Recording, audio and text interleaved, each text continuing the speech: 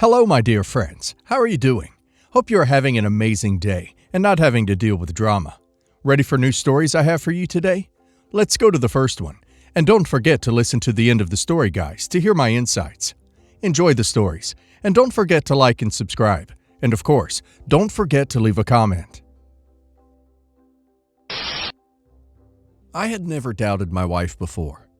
For years, I trusted her without hesitation, never second-guessing where she was or who she was talking to. Claire and I had a strong foundation of that trust. She stayed home to raise our 2 kids while I worked long hours to ensure we had a stable and comfortable home. But lately, things had changed. It started with small things, subtle shifts in her behavior that only became noticeable because of how well I thought I knew her. Claire had always been affectionate. She was always leaning into me when we sat together, her hand casually brushing mine. We used to talk for hours about everything, our dreams for the future, the milestones we hope to reach with our kids, even silly little stories from our day-to-day lives. I cherished those moments. Now they were gone. She seemed distracted all the time. When we talked, her attention would wander, her responses growing more generic and less thoughtful.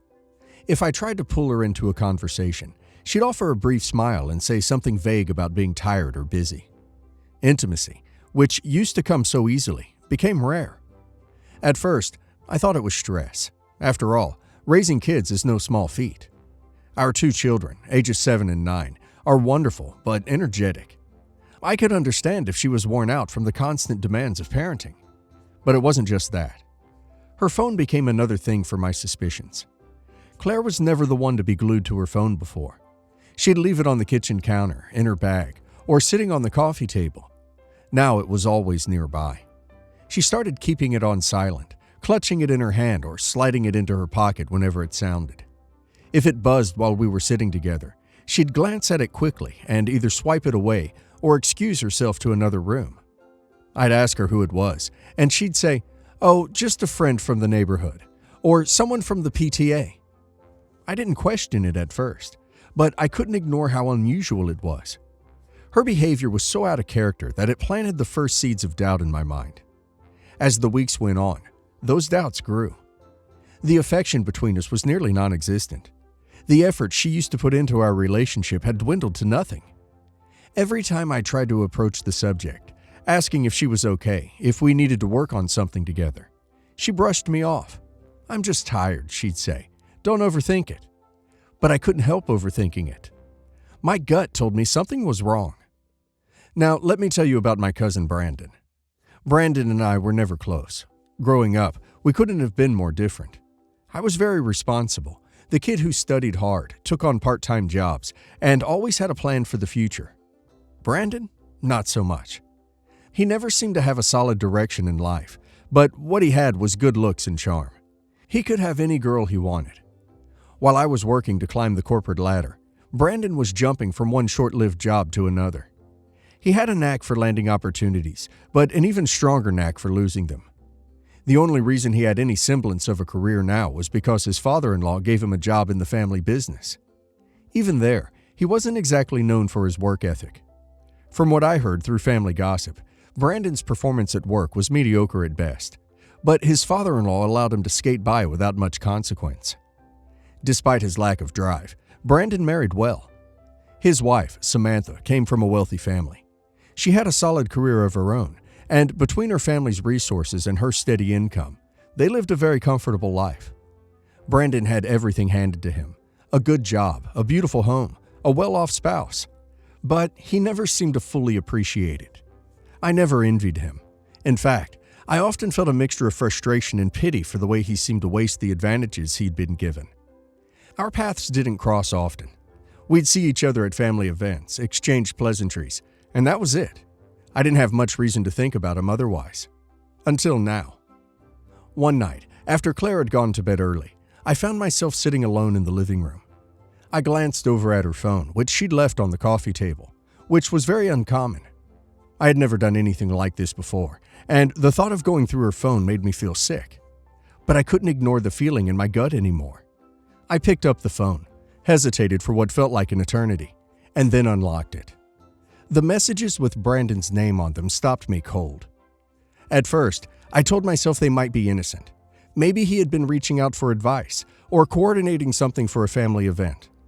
But as I scrolled through, the tone of their conversation changed. Their early messages were light and casual, but as I kept reading, they grew more personal, more intimate. There were inside jokes I'd never heard of, references to private meetings I didn't know about, and eventually, comments that made it clear this wasn't just a friendly exchange. I found photos too. Some were taken at family gatherings.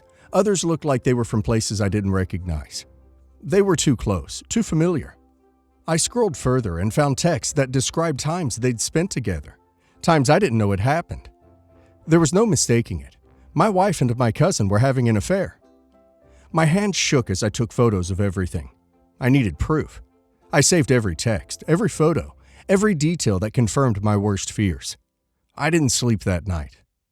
The next morning, I decided I couldn't keep this to myself. I needed advice. I needed someone to help me figure out what to do next. I drove to my parents' house, hoping they could provide some clarity, advice, and compassion. When I showed them the evidence, they were initially stunned. My father sat in silence, studying the screenshots on my phone. My mother gasped, covering her mouth as she read the texts. For a moment, I thought they'd side with me. I thought they'd tell me to confront Claire and Brandon and hold them accountable for what they'd done. Instead, my father finally looked up and said, "You can't let this get out." I stared at him, confused. What do you mean? If this gets out, it'll destroy Brandon's marriage. His wife will leave him, and he'll lose his job. He's already struggling to hold things together as it is, my father said. And think about your kids. If you confront Claire, if this turns into a divorce, it'll affect them too. Sometimes it's better to handle these things quietly. My mother nodded. I know it's painful, but if you keep this to yourself, you might be able to work things out. Maybe it was just a mistake. Maybe you can save your marriage and keep the family. I couldn't believe what I was hearing. I know my father is very close with his sister Brandon's mother and loves Brandon as his own son. But this? I wasn't expecting this. They wanted me to bury this? To pretend it never happened? You're asking me to protect Brandon? I asked, my voice rising. After what he did? We're asking you to think about the bigger picture, my mother said gently. Sometimes airing out these things only causes more harm. If you can find a way to move past it, maybe that's better for everyone. I left their house feeling more lost than ever. I couldn't understand their logic. I was supposed to protect Brandon, the cousin who had coasted through life and now is ducking my wife behind my back. I was supposed to stay silent, all to save his reputation and keep the family intact. But what about my dignity? What about my trust in Claire? I thought about my kids, about how much I loved them and how much I wanted to shield them from pain. I thought about my marriage and the sacrifices I'd made to create stability for my family. And then I thought about the betrayal, about how it had been happening right under my nose. I didn't know what to do. I felt like I was trapped in a nightmare I couldn't wake up from. The thought of staying silent felt like I was betraying myself, but the thought of confronting it all and exposing the affair felt just as daunting. My parents had made it clear they didn't want this to become public, and I didn't have anyone else I could turn to. Am I the a-hole for considering exposing my wife and cousin's affair, despite the potential consequences for my family and my children? Absolutely not the a-hole. OP's cousin made his bed, and now he needs to lie in it. It's not OP's job to protect his marriage after what he did to OP's. The fact that OP's parents are urging OP to keep this quiet just to preserve his reputation is absurd. OP deserves better than this. OP's kids deserve a father who can stand up for what's right.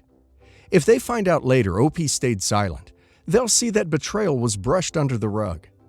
OP needs to do what feels right for him, not for OP's cousin's convenience. And now let's hear the community's opinion. This is a heartbreaking situation, but not the a-hole at all. Your cousin and wife betrayed your trust, and you shouldn't have to suffer in silence to keep their lives intact. They made a choice to have this affair. They knew the risks and what was at stake. It's not fair to put the burden of their consequences on your shoulders. You need to take care of yourself and your kids first. If that means confronting them or exposing the truth, then so be it. Not the a-hole. I don't understand why your parents think you should take the fall to protect your cousin. What he did was not just a mistake. He knowingly hurt you and your family. You're not the one destroying his marriage. He is. It sounds like you've already gone above and beyond for your family. Now it's time to look out for your own mental health and well-being. You don't owe your cousin protection after what he's done. Not the a-hole. This isn't about keeping the peace or saving face for your cousin. He crossed a line that should never have been crossed. Your wife crossed that line too. I get that your parents want to avoid drama, but ignoring the problem isn't going to make it go away. And staying silent doesn't erase the betrayal you feel. Do what you need to do to heal, whatever that looks like. Your cousin made his choices, and now he needs to face the consequences of those choices. Update. After giving it a lot of thought, I realized I couldn't stay in a marriage built on lies. The more I considered my parents' suggestion to keep quiet for the sake of family harmony, the angrier I became. This wasn't about my cousin's reputation or his marriage. This was about my own self-respect and my kids' future. I knew I couldn't set an example of tolerance for this kind of behavior. I'm not a doormat. Also, I knew that I won't be able to look at my wife the same way. My love and respect for her was gone in a blink. So I contacted a lawyer. I explained everything, handed over all the evidence, and asked him to draft divorce papers. I spent the day processing what it would mean for my kids, but in the end, I knew it was the right decision. When the documents arrived, I signed them immediately and handed them to my wife. Claire broke down the moment she saw them. She begged me to reconsider, to give her another chance. She cried crocodile tears, but I didn't feel sorry for her at all. After all I'd been through, I couldn't bring myself to trust her again. I told her, "No, I can't forgive this. It's over." That same day, I decided the other person who deserved to know the truth was my cousin's wife. I sent her the divorce papers along with all the screenshots I had taken. A short while later, she responded. Her message was brief, just a simple thank you, but it was all I needed to hear. She deserved to know what was going on in her own marriage, just as much as I deserved to know what was going on in mine. Update 2. Apparently, my cousin's wife wasted no time making her own decision. She served him with divorce papers, kicked him out of their home, and informed her father, his boss, about the situation, who informed my cousin that he should start looking for a new job. It wasn't long before I started getting angry calls from my parents. They were furious. They said I'd gone too far, that by involving my cousin's wife, I'd ruined everything. According to them, I should have kept it quiet like they'd told me to. Now that my cousin was losing his marriage, his home, and his job, they were blaming me. They claimed that I'd caused the entire mess and that I'd turned the family upside down. It was almost laughable how they were twisting things around. My cousin's decision to duck my wife wasn't my doing. He'd created this mess himself. I simply chose not to keep his cheating a secret. It wasn't my responsibility to protect him.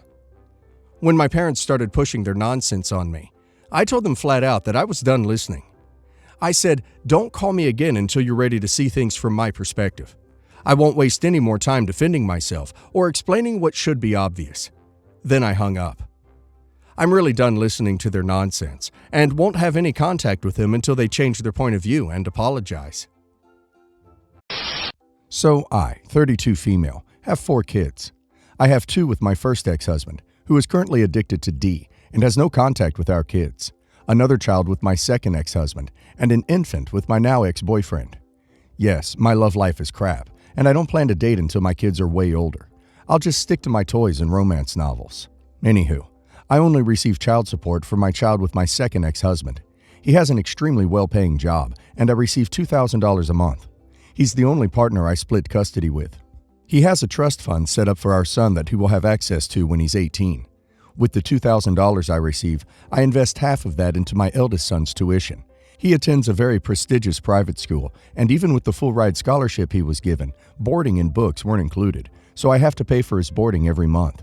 It's around $2.5K a month, and I cover the other $1.5 out of my own expenses. The other $1,000 I receive goes towards all my kids, their food, clothes, and miscellaneous things. To clarify, I pay my own rent and bills.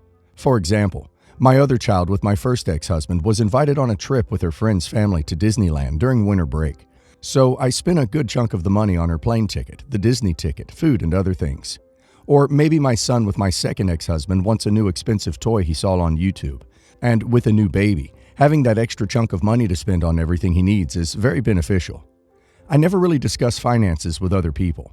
Last night I went out with an old friend and the drinks started flowing. She was asking how I handle all my financial obligations raising 4 kids so young. And I did mention that the child support I receive from my second ex-husband not only helps keep things afloat, but the extra money every month that I don't use is in a savings account for a rainy day. My friend flipped out. She said it's wrong I used the money the court ordered to be used on my son, on all my other kids. Since their fathers aren't in their lives, it's my responsibility to pick up the slack and not my second ex-husband's. I tried explaining that my son will never have to worry about finances his entire life, but my other kids will. She told me I'm money hungry, and if my ex-husband was smart, he'd challenge the court to lessen the payment if they knew I was spending most of it on my other kids. I'm not going to struggle when I have the money to give all my kids a better life, but being called a bad mother rocked my world, and I need to know if I'm wrong for what I'm doing. So, am I the a-hole? Sadly, I'm going you're the a-hole. Rent, food, utilities, necessities, I get it. Not the a-hole if that was it. Fancy private schools and Disney trips are what make you the a-hole. I'm sorry, but you're the a-hole. The bulk of this money should be going to the son it's being paid for. It is money hungry to use it so recklessly on all the kids. And I really want to know, is the son that's going to private school the son of the ex-husband that's paying? Because if it's not, that's a problem. Your ex-husband would be well within his right to contend that ruling and get the child support lowered a pretty substantial amount. You want to use the money for utilities, food, insurance, rent. Fine, that's what it's for. Funding Disney trips for the other kids? That's unacceptable. Info. Does your ex know the money is being spread among 4 kids? Yes, he does. Case closed. He knows it and is fine with it. It's nobody else's business. It's still unfair to the child who the support is intended for. Me, female, and my husband Tom have a child together, 3 male. Tom has another child with his ex-wife, Connor, 13 male. At the time of the divorce, I only met him 3 years later. Tom had a stable job that paid well, so the judge ruled child support for his son very high, and Tom had no problem paying. He has visits on weekends. After 1 year of our son, Tom was fired and found a job that paid much less than the previous one. For comparison purposes, the old salary, the child support took 30%, and with the current one, it takes 85%. This created tension between us. I had to start working hard and twice as normal. Tom couldn't help with almost anything at home, as there was only 15% of his salary left after paying my stepson's child support. Even though I talked to him, he said he didn't want to downsize so as to not harm Connor, and I really tried to be understanding. This reached my limit when I had an accident and I was out of work for 3 months. I'm self-employed and my salary has decreased by 95%. In those 3 months, we didn't go hungry because my sister helped. And if he was 1 day late in paying child support, Tom's ex would call him and charge him, not caring that we were tight. 2 months like this. I sat down with Tom and told him that our son had the same quality of life rights as his brother, which is not happening and is harming my health. The accident was due to stress. So it was his decision, but that I would do whatever was necessary for my son to have a good quality, and it was time to realize that it is not possible to maintain this value of child support without interfering in the quality of life of his other son, without I have to cover the whole. He tried to argue, but he saw my point eventually, and after 1 month seeing this, the judge asked for a reduction in the value of child support. It was proven that it was far beyond what he could pay without interfering with his life and other kid. He fixed it to 30% of his salary. Since Tom has never complained about it, it's pretty clear that I influenced him, and his ex is texting me, saying that I'm knowingly lowering my stepson's quality of life, and that I should feel ashamed for doing this to a child. This is a pretty mess, and it's left to me, like the monster who did this to a child. Am I the a-hole? Not the a-hole. The judge never said, you need to pay to keep up Connor's and his mother's lifestyle, but that you need to pay 30% of your salary. If the salary changed, then the amount changed. In my opinion, child support isn't meant to support an entire family, but to provide support to a child. Also, how is his ex charging him for being 1 day late? There are people who are years behind on child support payments still walking around. You would think this, but a good friend of mine went through something similar. Her hubby was laid off from his job and then rehired a month later at a lower pay. He worked by contract. Proved to the judge that his pay was about 30% less than before. Judge agreed, but stated that between his pay and the wife's pay, my friend, they would maintain the same child support, which really pissed off my friend. Not that she had any problems with the kids, but the youngest was in 8th grade, the other two in high school, and the ex didn't work at all. So my friend was basically paying all of their bills while nearly all of his paychecks went to child support, and they didn't have any kids between them. Ugh. Not the a-hole. A lot of people might not agree with me, but a percentage of salary is fairer than a fixed amount that doesn't take into account a salary reduction. Also, he has 2 children. Why should the one he lives with live in poverty, whilst the other has a nice life? He should care about this. He is letting you be the bad guy so he doesn't have to be. Sounds like it would antagonize his wife more, so it's better for him if she thinks you are the bad guy. Well, I don't think you are. My mom loves being a martyr. She raised me by herself after she left my father. She refused to take him to court for child support, and instead let me grow up not in poverty, but not exactly well. I had food and clothing and a roof over my head. I also started having to provide for myself when I started babysitting. I was earning money so I could afford to pay for some of my own things, like school fees and such. I got out when I was 16. I moved in with her sister, my aunt. My aunt helped me get my act together and get into college. She helped me get a judgment against my father for child support. He never paid it. She helped me apply for scholarships. She helped me save my money to start my business after I graduated. I am doing well now, and my mom is getting close to retirement. She recently contacted me and asked if I could help her out. She had worked herself to the bone supporting me growing up, and she feels like I owe her. I told her that she probably has less money than she could because she never bothered collecting child support. She screamed at me that she had made her decision to cut my father out of her life and that I needed to respect it. So I told her there was an existing judgment against him for child support. It was worth a fair bit of money, and all she had to do was get a lawyer to get it for her. She hasn't called me for money since, but she also has not tried to collect the money he owes her. I regularly stop by to see my aunt and take her shopping for groceries and household goods. I pay because I owe her. She took me in and helped me for 2 years of high school and 6 years of college. My mom has been complaining to her about me, but my aunt also thinks that my mom has been leaving money on the table long enough. Answers to questions I know will be asked. I am an affair baby. My father is still married to his wife. I am 100% his child. He's on my birth certificate and there is DNA evidence. My mom is a healthcare aide. I'm an accountant. To the best of my knowledge, he never gave her any money, or if he did, it wasn't enough to make our lives any easier. I got the judgment but never sought to get it enforced. I just wanted it for backup. My mom says that I'm an a-hole for second-guessing her choices and not helping her. I told her I would after she collected from him. Not the a-hole. It's your father who owes your mother the money she's lacking. If she didn't do what she needed to do to get the money he owes her, and still won't pursue it after someone even got the ball rolling for her, it's on her now. Not the a-hole. The money was for your welfare, and no matter how she felt about your father, she should have had the money collected for your benefit. Clearly, it would have made a difference in your early life. Gonna go you're the a-hole. Sorry. You haven't indicated what type of relationship was between your mother and father, aside from the affair. So I suspect it is because you don't know. You haven't described any martyr behavior, except not wanting money off your father, which isn't being a martyr. It may be for a very good reason.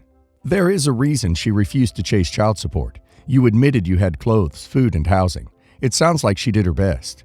No parent would choose placing their child at a disadvantage financially, unless for a good reason. I know there are crappy parents out there, but OP's mom doesn't sound like she was neglectful. Otherwise, OP would have added it. Not the a-hole. Your very existence was a choice that both your parents made. If your mother regretted that choice because he was the wrong partner, that's really on her. But a refusal to address the financial aspects of that choice is a refusal to take responsibility for it. Having a kid with somebody ties you together at a molecular level forever, whether you like it or not. And in refusing to acknowledge that, she is trying to make you responsible for her choices. My mother-in-law, who is usually very sweet and nice, asked me to try on her wedding dress as she wanted to gift it to me for the wedding. I did not want to hurt her, and so I tried on the dress, even though I knew that I wanted to buy my own dress. It fit quite well and looked pretty, but not what I was looking for at all. So I thanked mother-in-law for the opportunity and the gesture, but that it was not what I envisioned myself wearing on my wedding day. But that she was welcome to join me and my mom the next day when we were looking for wedding dresses. She joined us, and I thought everything was fine. But during the shopping, she tried to make me try on dresses similar to her wedding dress, but more my style. I tried 2 of her picks, but stated that it was still not what I was looking for, even though I liked it a little bit better on me than her dress, and I thanked her for helping me.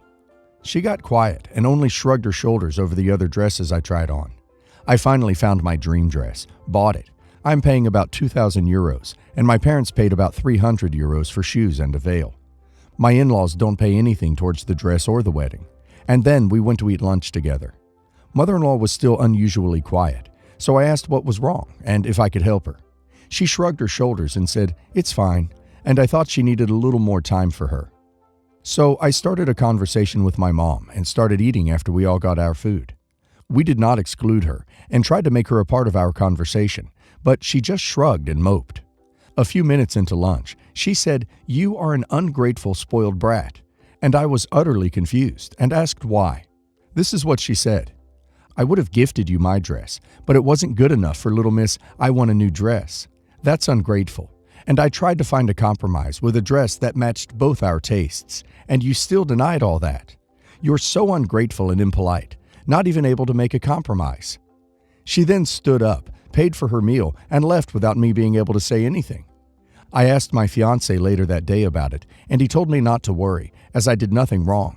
But sister-in-law texted me that I was an ungrateful a-hole for hurting her mother this much and not compromising on anything. Am I the a-hole? Not the a-hole. Why the duck would you compromise? You're not her kid who might like the history behind it, and really every bride wants to be special in their own wedding dress. Not the a-hole. There's nothing to compromise on here. You tried on her dress, as she requested, and did not feel it was for you. She was not expected to pay for the dress you chose, so cost wasn't a factor that would affect her. It's your wedding, your choice. No, this is not mother-in-law's wedding day. She has literally zero say in your wedding dress. It's your day, your dream, your dress. Your sister-in-law getting involved is ridiculous. Mother-in-law was way out of line. Then sister-in-law attempts to turn it all around on you. How lovely. You are not the a-hole. Update. 1. My fiancé already talked to her, I believe 3 or 4 days ago. 2. My mother-in-law called me just a few minutes ago to apologize. To me, it sounded sincere. She told me that she was disappointed that day because she wanted to be a part of all of that my wedding day, and she did not know how to ask since my parents already said they'll pay for my veil and shoes. And she knew that I didn't wear jewelry, except my engagement ring and a necklace my fiancé gifted me 8 years ago. So she couldn't gift something like this. And she did not want to gift me a garter, since she thought it was inappropriate to gift her daughter-in-law something like that. And that she was hurt after trying to give input on my dress and was rejected. She apologized again, and then asked to treat me and my mom to lunch tomorrow as an apology for her behavior, and that she wants to offer, if I'm up for it, that she pays for my bridal bouquet. So tomorrow we're going out for lunch and after that to a florist so I can show her the flowers I like and the idea I have for my bouquet. I, 22 female, was in a relationship with Kyle, 25 male, for over a year when Ella, 23 female, came into the picture. I'm so very sure that there was no cheating going on. Kyle wasn't being secretive, he wasn't hiding anything, and none of our friends seemed to be lying to me. So I was very heartbroken when he broke up with me, and, shock horror, got with Ella a few weeks later. Now, I'm a socially anxious introvert, so hiding from them and my friends was easy. I threw myself into work and my hobbies, and did everything I could to avoid them all due to the fact that Kyle and I share a friend group. Luckily, I had my best friend, Jenna, 21 female, by my side, and 100% on my side. Fast forward a year, Kyle and Ella announced their pregnancy to the world. Seeing the Facebook post made me feel like I was being broken up with all over again. The baby was born last month, and whilst our friends have congratulated them and gone to see the baby, Jenna and I haven't. I understand that the baby is innocent, but I wouldn't be able to be in the same room as Kyle and Ella. Ella messaged me a few nights ago, telling me that I was a heartless bee for not being happy for them, and that I should have at least congratulated Kyle. Jenna saw these messages and sent one of her own to Ella, basically saying that Ella has no right to demand anything from me after she ruined my relationship. Jenna has reassured me day after day that I didn't need to say anything to either of them, but it's been eating away at me. Am I the a-hole? Not the a-hole. Ella is nuts. I can't imagine caring what my partner's ex thinks about my new baby. If I was her, I'd be annoyed if you contacted your ex, even to say congrats. Why do they even need a congratulations? What difference could it possibly make? I'm unclear why you're even in contact with them, though. It's perfectly normal to just stop talking to your ex. Not the a-hole, though. Not the a-hole. I don't understand why Elle is so upset. You're an ex who wants to maintain distance. It's been a year and you haven't had any contact or interactions with them.